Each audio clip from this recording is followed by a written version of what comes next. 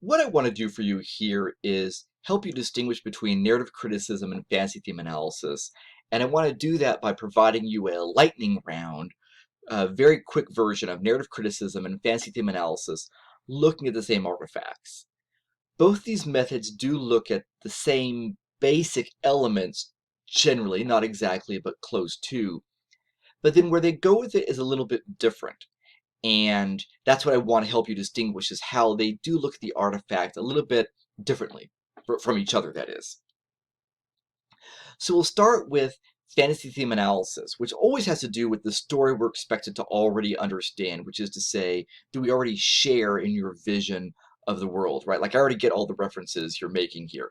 And we'll talk about that.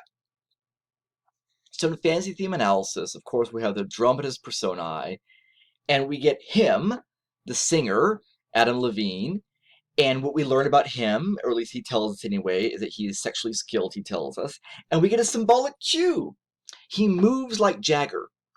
That's, of course, reference to Mick Jagger. But you gotta know that. I've got moves like Jagger. You gotta know what he's talking about, and that Mick Jagger, he's got some cool moves, I suppose, but that also that he is he's known for being sort of this I guess sexually active. I don't know if you said people call him sexually attractive or not. I don't know, but for a long time now, right? This guy's been around for a long time. It's something what he's saying about himself here is sexually skilled and wise, and I don't know what else with these moves like Jagger, sort of implying that. We learn about her, the part sung by Christina Aguilera, is that she's a virgin. Maybe it seems at first maybe she is, but then maybe not. And that she also is sexually very much in control, or that she's somebody who's sexually in control. So we learn that about them. The setting is sort of nondescript. We don't really learn anything about any particular setting. So we're going to move on from that. And then the plot line. Well, here on the right side, I have put the lyrics for the song, and the chorus I've bolded there if you can see that. Right. So we see first, she's asked him to wait for sex, so he has to, which he sees as her taking control, and you can see that in verses 1 through 2. In the chorus, we learn that he wants her to give in, problematic phrase perhaps, right, and let him lead as a skilled lover, like Jagger. Right. In verses 3 and 4, he says that he knows that she's scared, but, and this is where he uses the car metaphor, he wants her to stay what she wants as he accelerates the relationship, right? So just tell me what you want, and I'm going to take it from here, and this relationship is going to accelerate. It's become much more sexual. Development of relationship or acceleration of relationship and sexual activity might be problematic concepts, but let's just hang with it for the moment. Right. In verse 5, we learn that she wants to give herself over to him for a night, but she wants him to protect her, whether it's emotionally or her privacy. It's not immediately clear to me what that is. Right, that's the plot line. And in verse 6, she says that she's ready and reveals that she, in fact, is not sexually naive. Right? So that's the plot line. That's what happens in the song. So if we were to sum up that plot line, we'd probably describe this as being a man who desperately wants to have sex with a woman who is, quote unquote, holding him back, but decides to have sex with him. That's the plot line, right? He really wants to have sex with her, and she's like, I don't really know. We got to hold on here, and decides, well, okay, right, I'm ready. Right? So that's the plot line we get. So in fantasy theme analysis, we want to ask, so what's the fantasy we're getting? Right? What fantasy do we have playing out? And is it something that we can follow from the cues? With the metaphor of the car, the symbolic cue of moves like Jagger, right? So the fantasy we have playing out is about a sexually confident male and I guess a sexually reserved or protective woman. And the story of this man then persuading a woman to have sex with him. Right? Which is, sort of familiar, right? In a sense of a cultural narrative we have. And she wants to trust him, right? Or he wants her to trust him, rather, as he, quote unquote, accelerates the relationship. He makes it more sexual. Okay? And she lets us know that she is knowledgeable but protective. Right? That's the fantasy we get playing out. Have we heard this before? It's a narrative we get a lot, right? Culturally, we get that a lot about how we talk about women as being more sexually reserved and men being more sexually confident and assertive or even aggressive. And then she reveals that she is, that she is willing and interested, but she is very protective of herself. Right? We get this in our culture a lot, I would say. So we have this question here. I've let sit there for a second. Is this an actual fantasy? Right? Is it a dramatized situation? Does it count as a fantasy? Right? Which is to say, is it a story that people understand without a whole lot of explaining? Do we get it without you talking to us a whole lot? We know what you're talking about?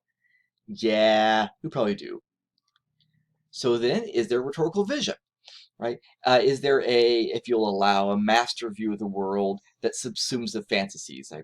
We need to rethink about that word choice. But right, yeah, is there a rhetorical vision here, a view of the world that subsumes all these fantasies? Probably. I'm saying maybe or probably. Right? It's something very familiar we have in our culture, but how we talk about women and men and sexuality. Right? Men must persuade or wear down a woman's sexual defenses. Right? We talk about women having sexual defenses. It's a terrible way of thinking about not wanting to have sex with somebody is having defenses, and the man has to persuade her or wear her down. It's just hideous, right? So, what are the implications then of this vision? Right? What do we learn about pop culture, pop music, Adam Levine? I think the answer is right there. So what we learn is that we have present a culture that's very familiar with the notion of men as the real sexual agents, and women may have sexual desire, but they have to pretend not to have sexual desire. Therefore, it's necessary that men are aggressive and assertive because it's something that he needs to do for himself, and she needs him to do it for her, right? Because she has to be sexually protective. So she has to relent rather than want something herself, right? And so, yeah, we're learning something here about pop culture, which say the notions we have about sexuality, about pop music, about singing about these things is unproblematic. I don't know if we learn anything about Adam Levine here, but I suppose we could, right? So that's what we get here. Those are the implications. So we have this rhetorical vision about how we see women and men and their respective sexualities in a heterosexual society, or heteronormative society, I should say. Right, that's what we get, and the implications of it aren't real great for maintaining a sort of an unfortunate vision. So that's fantasy theme analysis. Let's move into rhetorical, or to narrative criticism, excuse me, right? To move into narrative criticism. So why are we supposed to accept this story? So we start by describing the setting. It's again nondescript, so we'll move on. Describe the characters. Again, we know that he is sexually skilled. We learned about him, and that she is maybe a virgin and seems to be sexually in control. So we're getting the same people again, same basic observations about them. We don't have the symbolic cue to sort of talk about and unpack as much, but we can still talk about the moves like Jagger and why that's an important reference. We can certainly do that. Describing the narrator, there's not always a narrator. Is there one here? I don't really feel like there is one talking about the larger action. He doesn't describing action and what's going on in his head, or what I didn't realize was that she was thinking. But there's not that going on, so probably not, right? If there were a narrator, we'd ask, how does that narrator frame our understanding? How does our narrator tell us to not feel so bad about these people, or the thing this person is doing is not to help others, it's just to help themselves? Or what is that narrator doing with the story? How is it helping us understand the story better or differently? But we really don't have a narrator here, right? Like I say, she speaks for herself. If he were speaking for her, I might say he was sort of narrating, but he's not. So describe the events, right? She's asked him to wait for sex, so he has, which he sees as her taking control. He wants her to give in and let him lead as a skilled lover, right? Like Jagger. He knows she's scared, but again, there's this car metaphor. He wants her to say what she wants as he accelerates the relationship. She wants to give herself over to him for a night, but she wants him to protect her. She says she's ready and reveals that she's not sexually naive. So, same sort of events, right? So are there any causal or temporal relationships? These are all not always major areas of concern. They're not necessarily. So if she were to talk about she was willing to engage with him sexually uh, because of um, because of the time they've spent together, we might refer to that as being causal. Well, sex is okay, or I'm okay with having sex because it's been a long time, right? Uh, there's a terrible song out there called "Blame It on the Alcohol," which is about, right? He's acting, Jamie Foxx, yes, right, singing about his behavior in the club and blame it on the alcohol. So all those choices, it's causal, right? Alcohol is the cause of those behaviors, right? Anyway, so is there a suggestion of cause and effect? He says that he's becoming more, he suggests to us he's more frustrated, uh, and that's why he's being more assertive, right? He's having to be more assertive because she's holding him off so much. That's why he has to be more assertive, right? So men wouldn't be so pestery and so aggressive if women weren't more yielding. Not a problematic message at all. It's major sarcasm on my part, right? I'm not trying to take these issues lightly. I actually talk about this song because I'm very concerned about the culture and discourses that we have about sexuality, right? Is there a flow of events that affects our understanding of the story? It's pretty linear, right? There's nothing too there's not like any jumps in time, it would seem. So it's a pretty linear story, right? And all this could be relative to issues of coherence, right? This might end up contributing to coherence, and the story does seem coherent given if we accept certain things about our culture, right? About men having to push for sex and women having to hold off, and that's why he's just more frustrated because she's holding her off. We would be willing to buy that story. It would seem coherent if we believe in other things about hetero, heteronormative sexuality. So describe the audience. Sometimes this is going to be relevant, especially if we're having to talk about the morals that are in the artifact, where it was going to come down to its fidelity. Right. So who do you think this is the audience here? I'm guessing young-ish folks, the cool crowd. So this is going to contribute to coherence and fidelity. Is it an audience of people who are going to buy into the idea that he's just more frustrated because she's holding him off and seeing that is appropriate for him becoming more aggressive, that seems like something that would happen, right? That's going to affect coherence and fidelity. Who is this audience? People who are going to buy into this view of sexuality or not? Right? Think about that. Are people going to buy into this view of sexuality or not? Who's the audience going to be that would buy this? So we have to then really interpret the moral, right? What are we persuaded to believe? It's here it would seem to be that men must pursue or pressure women for sex. That seems to be much of the moral we're asked to buy into. And women are expected to control the relationship through sex. The idea that men pursue and women decide when.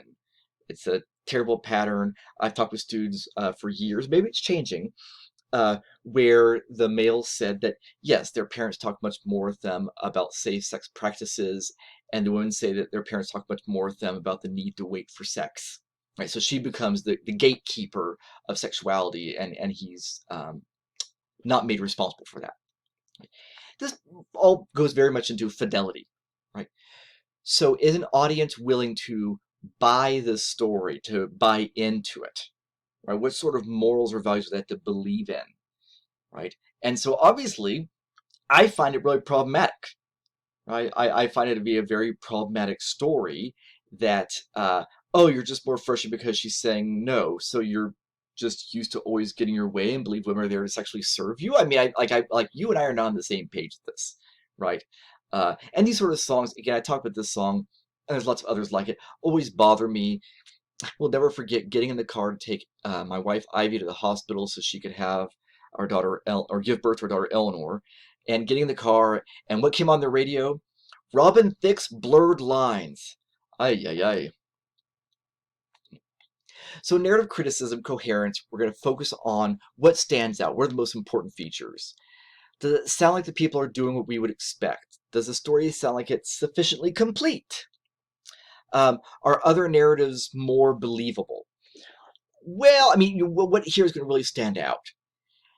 I would argue that that first line seems very important to discuss here.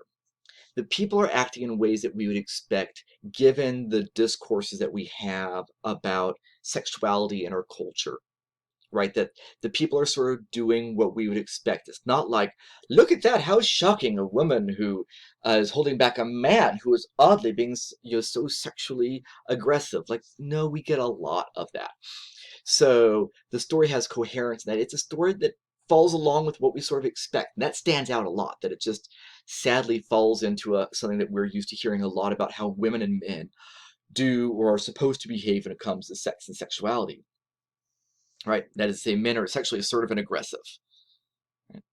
And that's, like I say, that's that first one there. Right? That's that first line there. So that's where you'd spend your time in Coherence, really talking about the way that the characters seem very coherent based on these views that we have.